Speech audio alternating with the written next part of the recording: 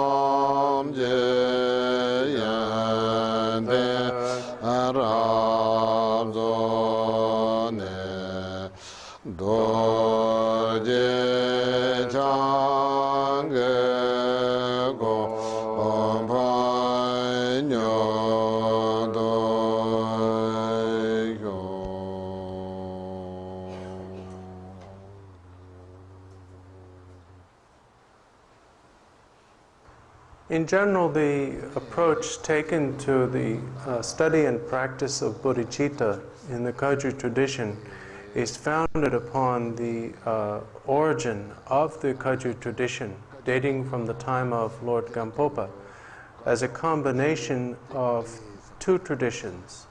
The one being the Kadampa tradition of Lord Atisha, from which Gampopa received the instructions of bodhicitta in general, and the other being the Mahamudra tradition, which Gampopa received from Jetsun Milarepa. So our lineage is sometimes referred to as the unified river of the two streams of the Kadampa and Mahamudra traditions. So the special instructions which make the teachings of our lineage distinct consist of the combination of these two approaches into one unified approach. An example or an instance of how profound these are is a prediction made by Jetsun Milarepa just before Gampopa first came to meet him.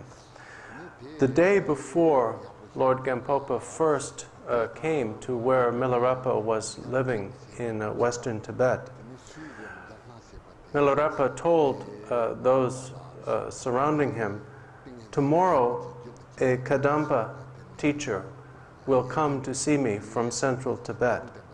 He is a great being, so great in fact that whoever introduces him to me will gain tremendous benefit and will themselves generate authentic samadhi in the future." Milarepa predicted that, and he also predicted that after receiving his complete instructions, Gampopa would go to southern Tibet, to the province of Dokpo, where he would be of incalculable benefit for beings.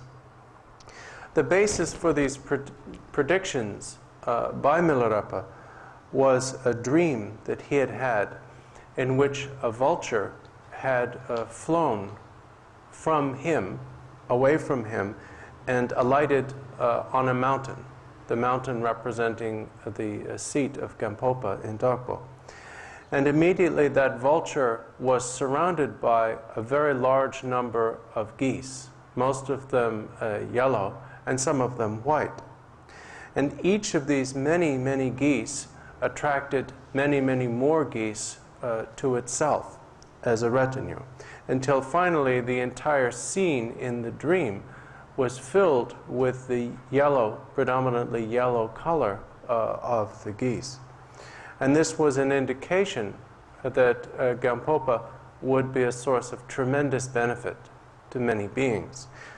The reason why Gampopa was of such benefit was his combination of these two streams of instruction. There are many famous texts of instruction in the practice of bodhicitta. Among the best known are the Bodhicharyavatara, or Guide to the Bodhisattva's Way of Life, by Shantideva, and the Jewel Ornament of Liberation by Lord Gyamtso himself. Today, the text that I'm going to use as the basis for my presentation is the original text on the cultivation of bodhicitta, composed by Lord Atisha himself. And it is called the Bodhipatipradipa, or the lamp that illuminates the path of awakening. This is a concise text itself, and therefore it admits of a concise but complete explanation. It also is a text that is particularly practically oriented, and therefore is one of the utmost benefit. The reason why this text was written, and part of what makes it so extraordinary, is the following. The original or early flourishing of Buddha Dharma in Tibet occurred under the guidance and patronage of the abbot Shantirakshita, the master or guru Padmasambhava, and the Dharma king Trisong Detsen. And under their guidance, the Dharma flourished widely and purely. However, several generations later, a descendant of Trisong Detsen, a king known as Long Dharma, became opposed to Buddha Dharma and attempted to stamp it out utterly. In fact, he did not entirely succeed. In spite of his effort to destroy Buddhism in Tibet, there was some small remainder of the tradition that had already been established. However, because it was so isolated and weakened by the persecution, it became somewhat corrupt. It became a mixture of a genuine Buddha Dharma and misunderstandings or corruptions. Therefore, when future monarchs wished to again cause the Dharma to flourish, they realized that they needed further guidance from India. Especially the Dharma king, the Lama Jangchub-U, determined that while the Dharma that was in Tibet had previously been pure and great, it had become corrupted as a result of the persecution. Therefore, he sought to invite the greatest living scholar from the country of India. And when he inquired as to who that was, he was advised that the greatest living teacher of Buddhism at his time was the Lord Atisha. He therefore, engaging in great difficulty in order to achieve this, brought Atisha to Tibet. And he requested Atisha as follows. He said, our teachings, our Buddha Dharma has become corrupt and weakened. I urge you to purify it and renew it. He urged Atisha to write a concise text that could serve as a manual for the complete and authentic practice of Buddha Dharma. In response, Atisha composed the text we're going to be studying, the lamp of the path of awakening. Primarily, this text is composed with the path of the Mahayana, or great vehicle. How, in the context of that path, one cultivates bodhicitta, which is its essence, and in addition, how on the basis of that one practices the Vajrayana, and so forth. The first topic in this text presentation of bodhicitta is how one can establish the ground or basis for the cultivation of bodhicitta. And according to Atisha's presentation, there are essentially 3 stages or 3 steps in the establishment of these. These three stages all have in common the basic motivation or wish to practice Dharma. But the difference between them is in the scope and profundity of the motivation or attitude which motivates or inspires that practice of Dharma. These three stages are often called the paths for the three types of individual. Here, individual means a person with a particular type of motivation. So the three types of motivation or attitude that are distinguished here are normally called a lesser motivation, a middling motivation, and a greater motivation. In all three cases, the person is concerned with practicing Dharma, and they feel that that is appropriate. But in the case of lesser motivation, the scope of their motivation, the object of their motivation, is comparatively small or minor in two ways. Basically, someone who is practicing with a lesser motivation wishes to be happy in the immediate future. And they recognize that in order to become happy, they have to abandon wrongdoing, unvirtuous action, and cultivate virtue, virtuous action. So their attitude toward the practice of Dharma is that it consists of this abandonment and cultivation, and the motivation is simply so that they can be happy in the future. Now, this, of course, is an authentic approach to practicing Dharma, and there's nothing wrong with it. But it is called a lesser motivation because it is not vast in the sense that the person's concern is primarily with themselves and not with anyone else. And it is not profound in that their concern, even for themselves, is temporary. They're looking for an immediate or almost immediate state of happiness, and they're not concerned with the ultimate or permanent solution to suffering. So what makes this motivation the least of the three is that in a sense it is selfish, and it is also temporary. The middling motivation, and therefore the path for the middling individual, is similar to the first in that the individual is still motivated primarily by the wish to benefit themselves, not by the wish to benefit others. So it is still not what we would characterize as a vast motivation. However, it is more profound in that the individual recognizes that in order to be free of suffering, it is not enough simply to achieve a temporary state of happiness or relief, but they must achieve a state of liberation from samsara. So, whereas in the first case, they're merely looking for a state of improvement, here, they're looking for a state of complete transcendence.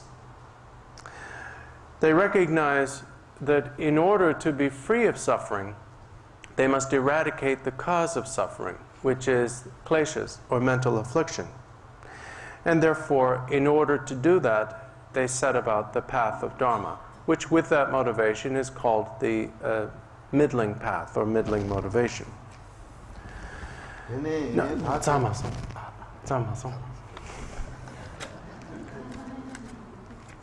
Then, although the person is concerned with their own ultimate benefit, it is still only their own benefit.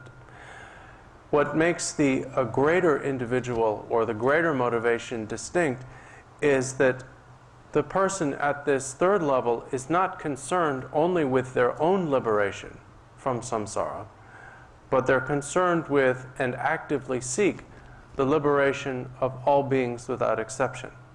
So this third motivation is characterized by vastness, in the sense that the concern is for all beings without exception, and profundity in that what is aspired to for all beings is not merely temporary benefit, but the ultimate lasting benefit of full liberation. Now, the aspiration to the achievement of this and the commitment to this is what is called Bodhicitta, or the mind of awakening. It is vast and long-term because it embraces all beings, and it is concerned with the achieving, bringing about the liberation of all beings, and it will continue until each and every being has been liberated from samsara.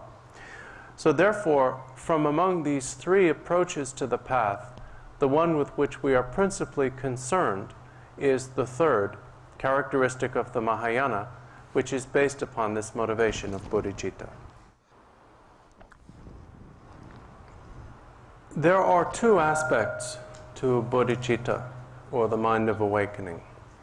And these are usually called relative bodhicitta and absolute or ultimate bodhicitta. In this text, the main emphasis is on relative bodhicitta, not absolute bodhicitta. The reason for this is twofold.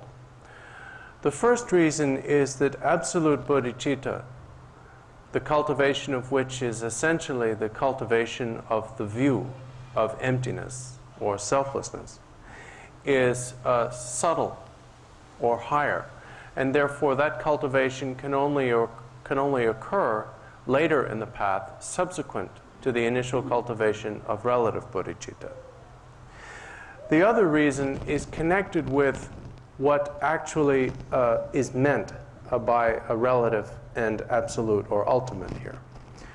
The term relative or kunzop literally means pseudo or spurious, and it refers to the pseudo or spurious reality that we normally experience. The term absolute or dundam refers to a true reality, that which is actually the case. Now, according to true reality, therefore in absolute truth, there is no such thing as a personal self.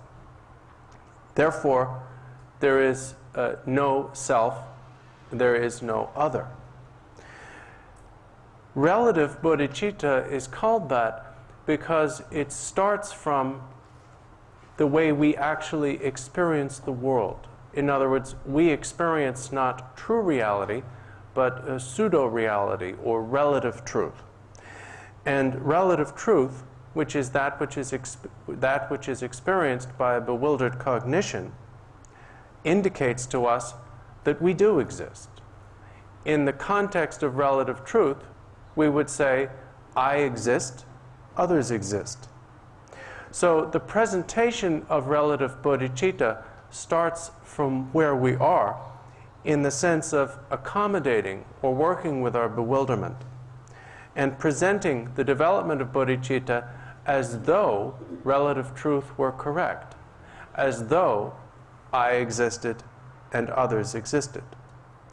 And this is necessary because although in ultimate truth this is not the case, I do not exist and others do not exist, nevertheless, in the context of our bewilderment, I do seem to exist, as do others.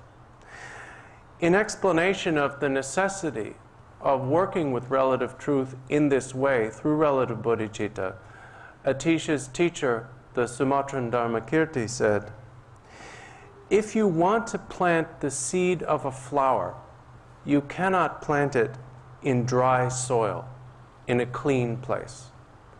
To grow, that seed needs moisture. In fact, it needs conditions that we would normally regard as filth. In the same way, if you attempt to cultivate bodhicitta on the basis of the preceding meditation on emptiness and the view of the non-existence of persons, you will not cultivate it, because your view will not motivate you toward bodhicitta. It is better to cultivate bodhicitta within the context of the ordinary, ultimately mistaken view that I exist and others exist, because those relative concepts are necessary initially in its cultivation. So therefore, in this text, we are primarily concerned with the cultivation of relative bodhicitta. Within this cultivation, there is the approach of sutra and the approach of tantra. While the text is primarily concerned with the approach of sutra, at its end, it does briefly summarize the approach of tantra as well. In spite of the fact that we call relative bodhicitta relative, do not mistake it to be something insignificant. Relative bodhicitta as a motivation is incalculably powerful and unbelievably beneficial. When we try to generate bodhicitta, we often think that we're not really creating much of an effect, that we're not really doing very much. But this is untrue. Think of everything that has happened in the Buddhist tradition from the appearance of the Buddha 2,500 years ago up till now. During that time, the Buddhist teachings have survived and are still available. Teachings like meditate on love for all beings, meditate on compassion for all beings, cultivate bodhicitta, and so on. Through these teachings, innumerable individuals who lack love have become loving, who lack compassion have become compassionate, who lack bodhicitta have generated bodhicitta. Individuals filled with anger have pacified it. Individuals filled with jealousy have become free of jealousy. In this way, a tremendous amount of benefit has been generated for the practitioners themselves and for those with whom they have come into contact. The inconceivable number of beings who have been benefited by these teachings in India, in Tibet, in various countries all over the world, all of this has come from one thing, which is the Buddha's teaching. And the Buddha's teaching itself has arisen from one cause, which is the Buddha's awakening, the Buddha's Buddhahood. And the Buddha's awakening resulted from one cause, which was the Buddha's previous cultivation or generation of relative bodhicitta. About this, the Buddha himself said, "Once, when I was born in poverty, I offered a Buddha, also known as Buddha Shakyamuni, a bowl of soup, and that has led to all of this." The story to which the Buddha was referring was the occasion of his first generation of relative bodhicitta. It occurred when, having been born in a situation of extreme poverty, he nevertheless saw or met the Buddha of his time. And that Buddha was also known as Shakyamuni. Seeing him, he felt inspired with great faith. But having nothing else to offer, he offered him the bowl of soup which he held in his hands. Nevertheless, when he made this offering to the previous Buddha Shakyamuni, he made the aspiration, through this offering, may I come in the future to have your very name, a body like yours, a retinue like yours, awakening like yours, and may I achieve the same benefit for beings as you yourself. Because through making that aspiration with the thought, I will achieve all of this, he generated relative bodhicitta. In spite of the fact that the circumstances seem very insignificant, it was a very poor person offering what we would normally regard as an insignificant offering to a Buddha. Nevertheless, that one action on the part of that being who subsequently achieved awakening as the historical Buddha Shakyamuni has led to all of the benefit that anyone has ever derived from the Buddhist tradition. So in that way, when we ourselves generate relative bodhicitta, at the time of generating it, it may seem very small and insignificant, but nevertheless, it will doubtlessly in the future lead to a tremendous result. Exactly what, however, is bodhicitta? In its nature, we would normally define bodhicitta as a state of compassion, admittedly a particular or specific type of compassion. Generally, when we think about compassion, we think of it as a state in which you observe the suffering of another being and generate the wish that that being be free of that suffering. Now, any instance of such compassion, of course, is excellent. But here, the specific type of compassion which we call bodhicitta is superior even to ordinary compassion. What makes bodhicitta so special is that it possesses two characteristics which are unique to bodhicitta itself. The first characteristic is the aspect of compassion, and that means the specific type of compassion which characterizes bodhicitta.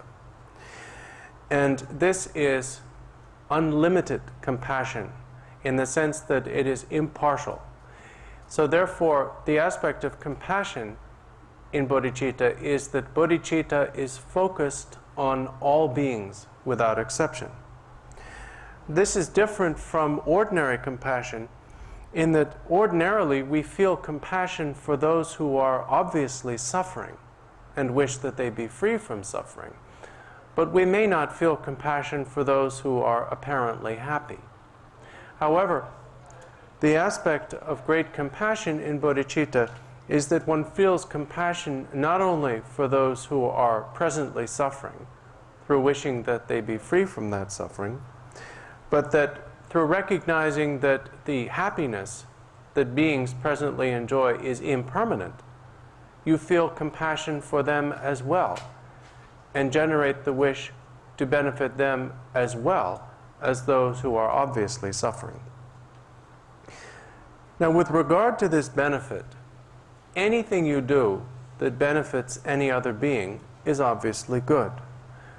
To give food, even for one day, to someone who is hungry, or to give medicine, even medicine that alleviates the symptoms of a cold and so forth, is a beneficial action. But as good as these things are, they are not enough, because they do not solve the fundamental problem that afflicts all beings. The second aspect of bodhicitta, therefore, which goes along with its compassion, is the aspect of discernment, which is to say that bodhicitta is not only focused on the welfare or alleviation of the suffering of all beings, it is focused on their permanent or ultimate welfare and the permanent or ultimate alleviation of that suffering. Bodhicitta is concerned, of course, with the immediate alleviation of immediate sufferings, but it is primarily concerned with the ultimate removal of the cause of suffering. So therefore, bodhicitta is focused as its object not merely on the temporary welfare of all beings, but on the achievement by all beings of perfect awakening, which is the achievement of an ultimate or a permanent benefit for all beings. And that is the aspect of discernment within bodhicitta. So finally, we would define bodhicitta as the unity or combination of this type of compassion focused on the welfare of all beings and this type of discernment focused on perfect awakening. In a sense, we could say there are two steps in the initial cultivation of bodhicitta.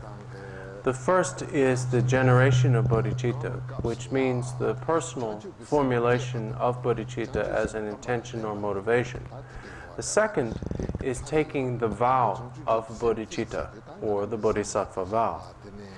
The difference between these is that when you first generate Bodhicitta is actually when you first think, I will do this, I want to do this, I want to bring about the awakening of all beings, and so forth. When you formally take the vow of Bodhicitta, the Bodhisattva vow, it is more than just the generation of Bodhicitta, because it is a commitment to the cultivation of that which has been generated. It is actually promising to go about achieving the aim of Bodhicitta. The reason why the Bodhisattva vow exists, therefore, in this tradition is so that it supports and protects the actual bodhicitta that has been generated by that person as a personal decision. Now, once bodhicitta has been generated, there are actually two aspects to its cultivation. These are normally referred to as aspiration bodhicitta and implementation bodhicitta. Aspiration bodhicitta is exactly what it sounds like. It is the aspect of bodhicitta that is the aspiration to achieve the benefiting of beings. It is the aspiration, may I free beings from all suffering forever. Implementation bodhicitta is the actual action and commitment to action that ensues upon the development of that aspiration. An aspiration is fundamentally a hope, and in that sense, of course, it is good, but it is also not enough in order to achieve its own aims. You actually have to do something to bring about the aspiration. So the cultivation of implementation bodhicitta is thinking, I will actually try to do everything I can to bring about that aim. If I can immediately remove the suffering of all beings, I will. If not, I will gradually do more and more, always doing what I can. According to Shantideva, the difference between aspiration and implementation bodhicitta is like the difference between wishing to go somewhere and actually making the journey. For example, wanting to go to New York City is like aspiration bodhicitta, at least in some respects, and actually going there, getting in the, filling the car with gas, getting behind the wheel and driving there is, in the analogy, like implementation bodhicitta. Therefore, the cultivation, the practical cultivation of bodhicitta involves the cultivation of these two aspects, aspiration and implementation bodhicitta. Because of the relationship between these two, we must start with the cultivation of aspiration bodhicitta. Because in a sense, aspiration bodhicitta is like the gateway or door into a bodhicitta itself. Now, when we start to cultivate aspiration bodhicitta, it is by no means perfect or complete. That is why it requires cultivation. In the beginning, it may seem very weak, but as we cultivate it, eventually it will become perfect or complete. Therefore, the first step in the cultivation of aspiration bodhicitta is to gather the accumulation of merit as a condition which inspires and supports its cultivation. Now, the activities that accumulate merit are many. Typically, they can involve such things as veneration of an image of the Buddha, such as a statue, or a representation of the Buddha's speech or teaching in the form of books, and so forth. Veneration of these would consist of praying in their presence, prostrating to them, making offerings to them of flowers and incense and whatnot. Now, with regard to the veneration of an image or a statue, we might wonder, what is the point? This is just a piece of metal or stone or wood or clay. It is not the actual Buddha. what possible purpose could be served by putting garlands of flowers and sticks of incense in front of a piece of metal? It's useless. What could it possibly lead to? It's not unnatural that we might think that way, but in fact, it does lead to something.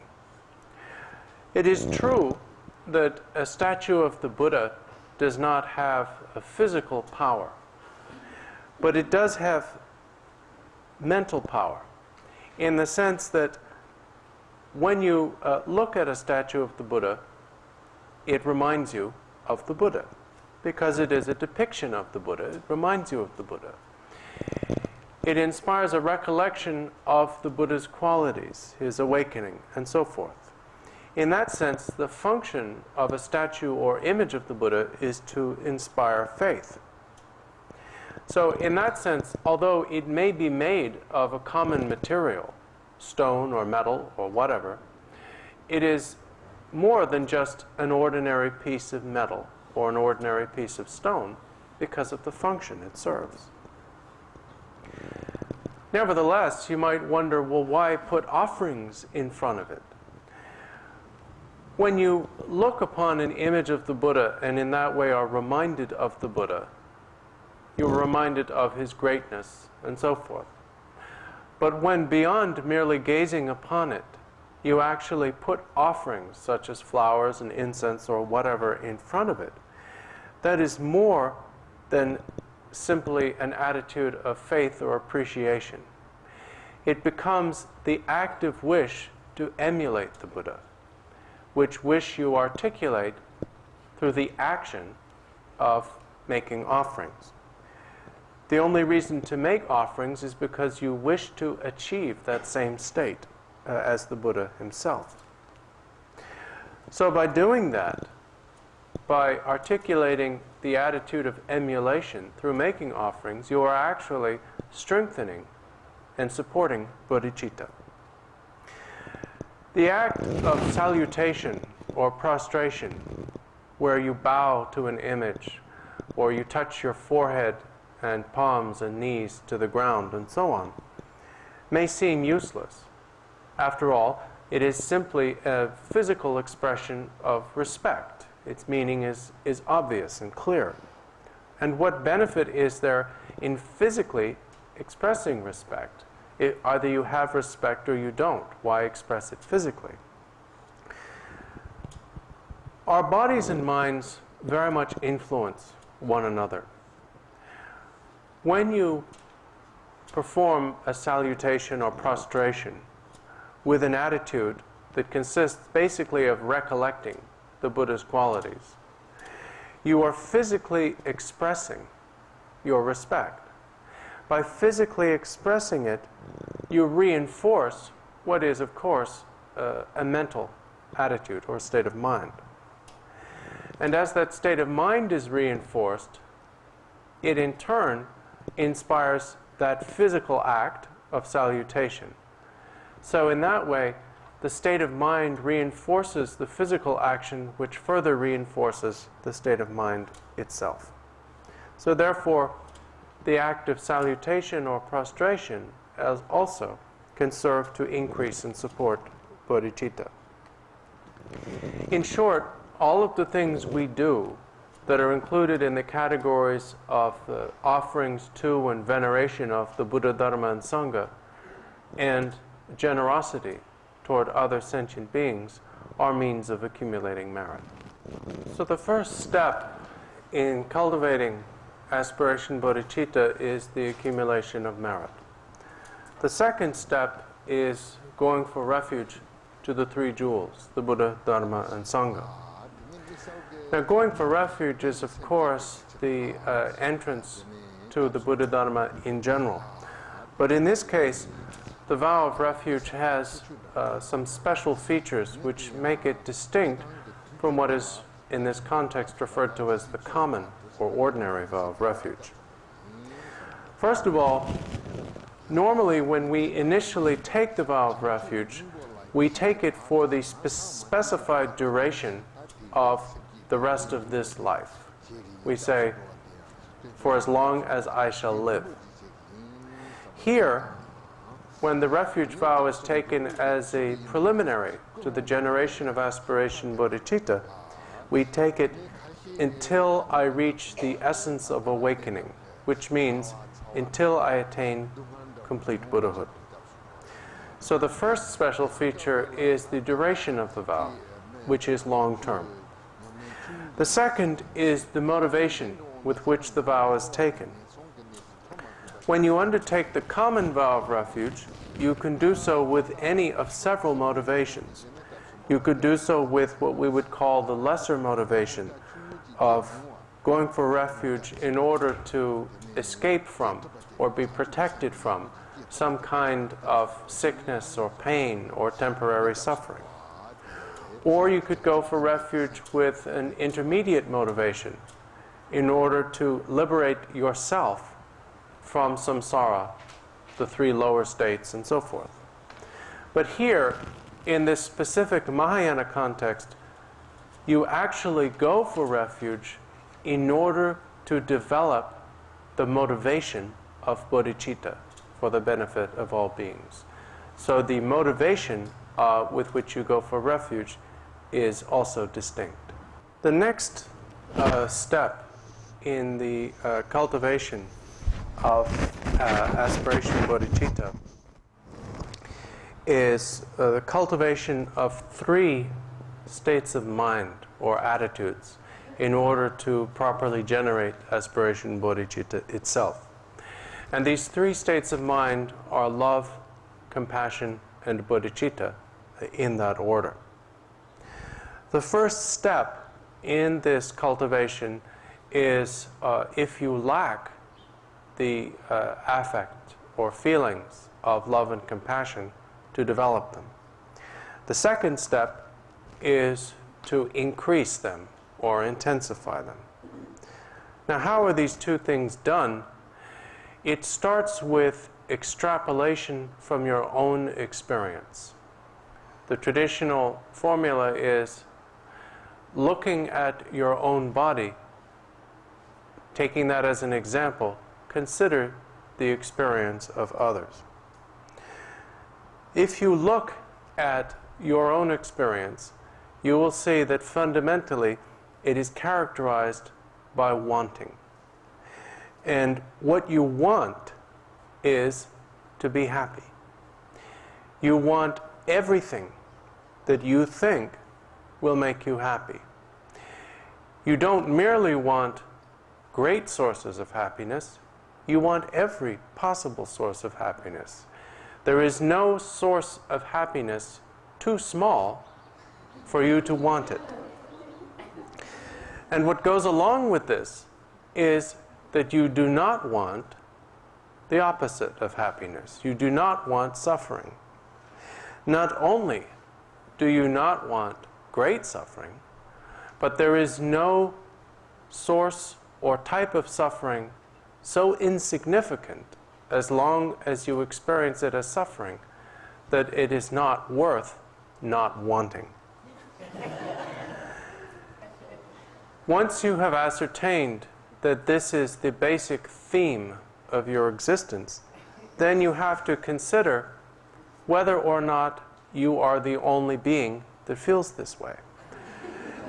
And when you look around, you'll see that each and every being whose behavior and attitudes you can observe appears to be exactly the same in this fundamental way. So the second step is to realize that each and every sentient being, whether human or animal, wishes to be happy and wishes not to suffer.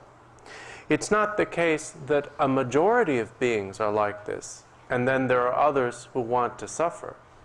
It's not the case that 99% of sentient beings want to be happy, but 1% really want to be miserable.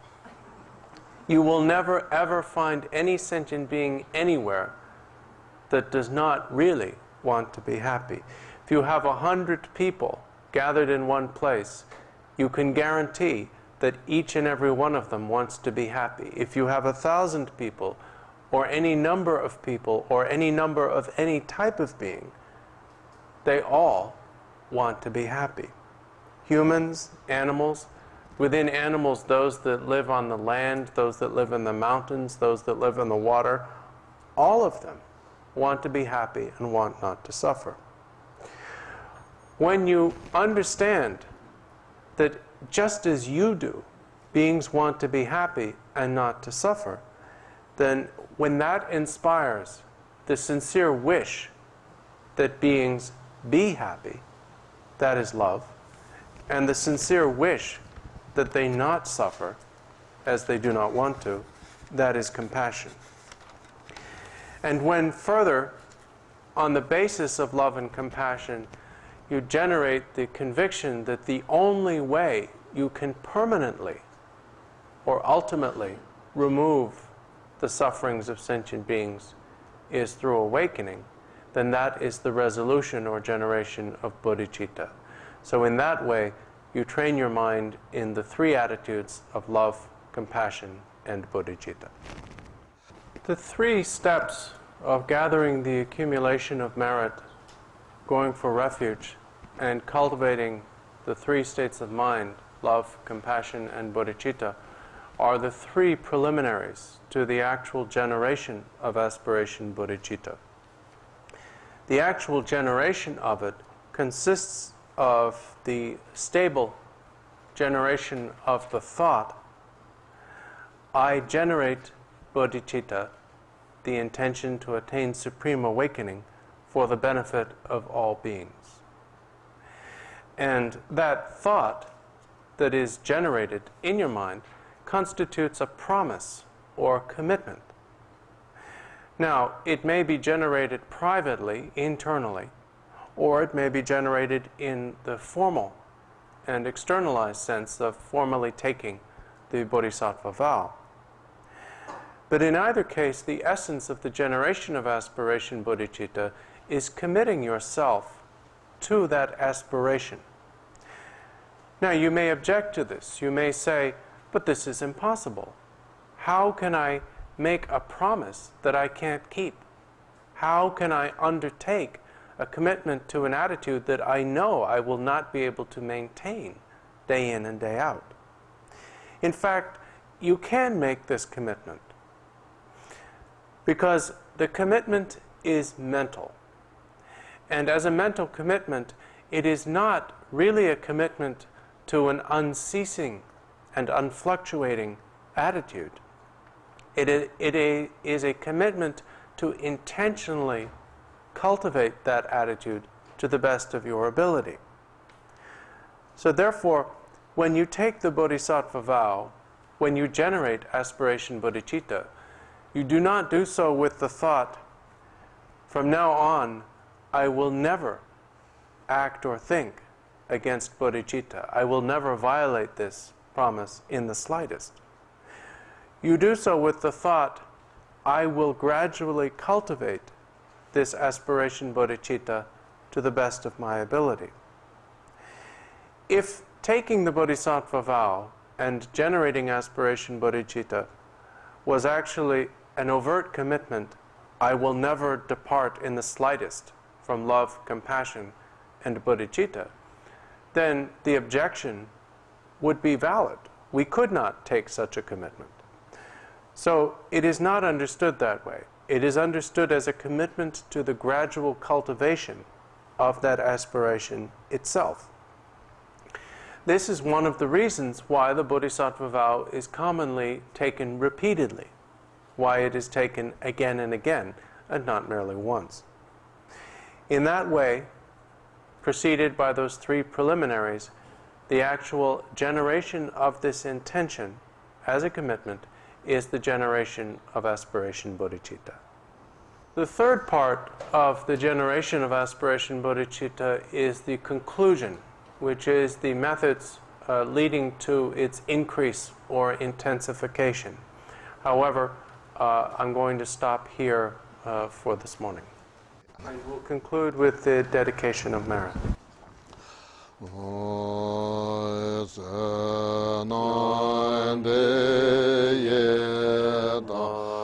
Ye